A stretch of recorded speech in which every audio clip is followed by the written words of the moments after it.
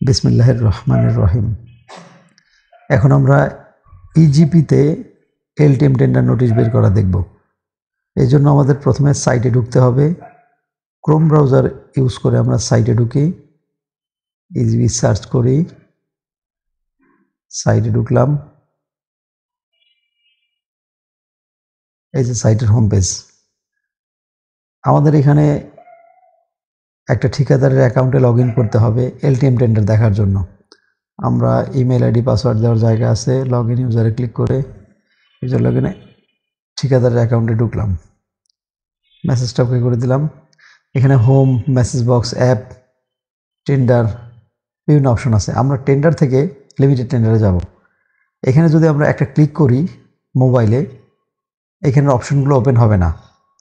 এখানে আমাদের চেপে ধরতে হবে, টেন্ডারের উপরে আমরা একটু চেপে ধরবো। ওকে করে দিলাম, অপশন বের হয়ে গেল লিমিটেড টেন্ডার। আমরা এখানে লিমিটেড টেন্ডারে চলে যাই। চলে আসছে। আমাদের এই অ্যাকাউন্ট যে জেলায় আছে, অর্থাৎ এই ঠিকাদার যে জেলায় এনলিস্টেড আছে, সেই জেলার সমস্ত এলটিএম টেন্ডারের নোটিশগুলো এখানে চলে এসেছে।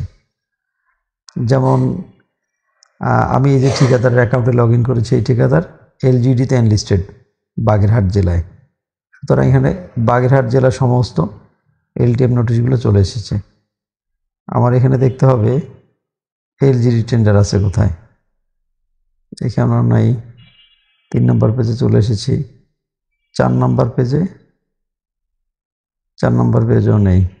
4 নম্বর পেজে আছে।